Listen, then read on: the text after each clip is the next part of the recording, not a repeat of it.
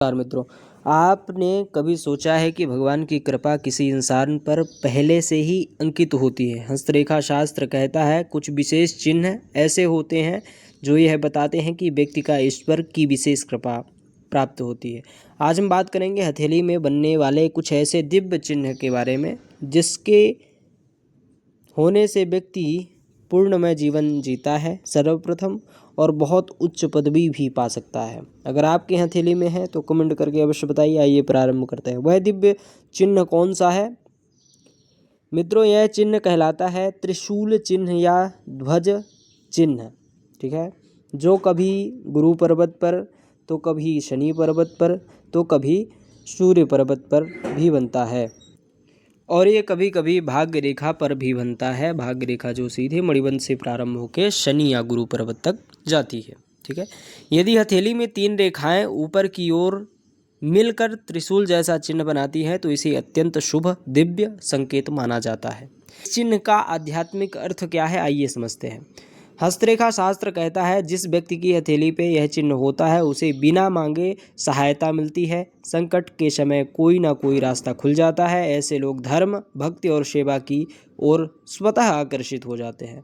कहा जाता है इन लोगों पर ईश्वर स्वयं सदृश्य रूप से मार्गदर्शन करते हैं। ऐसे लोगों का स्वभाव कैसा होता है मित्रों? जिनकी हथेली पर यह चिन्ह होता है उनका मन स्वच्छ और सरल होता है। वे छल कपट से दूर होते हैं। दूसरों की मदद करके उन्हें आत्मिक सुख मिलता है। जीवन में चाहे कितनी भी परेशानी आ जाए, आस्था नहीं हटती प्रभु से, है ना। ऐसे लोग कहते हैं मुझे नहीं पता कैसे, लेकिन हर बार भगवान बचा लेते हैं। जीवन पर इसका क्या प्रभाव पड़ता है? त्रिशूल जैसा हम बता दें एक बारी कैसे बनता है। ये जैसे ये रेखाएं 3 हो जाएं और ये तीनों की रेखाओं के वजह से एक रेखा और उत्पन्न हो जाए जो सीधे हृदय लाइन पे जाए, ये आपका हो गया सूर्य पर्वत का।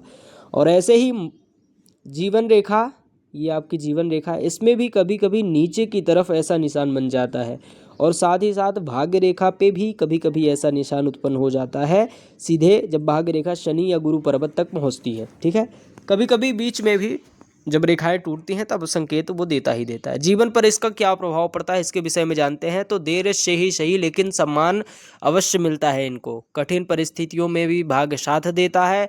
धन से अधिक उन्हें मान, यश और संतोष मिलता है। कई बार ऐसे लोग साधु, भक्त, गुरु या मार्गदर्शन बनते हैं।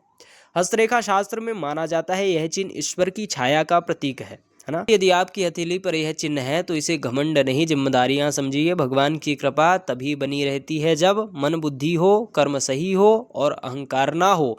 और यदि यह चिन्ह नहीं भी है तो भी याद रखें सच्ची भक्ति और अच्छे कर्म किसी भी रेखा को अच्छी तरीके से बना सकते हैं, अच्छी दिशा में ले जा सकते हैं। अगर आप चाहें तो मैं इसी विषय पर आपको अन्य वीडियो भी बना सकता हूं अगर आप कमेंट करते हैं। जिसको भी पर्सनल कुंडली हस्तरेखा विश्लेषण करवाना है व्हाट्सएप नंबर पर संपर्क करिए। नमस्कार।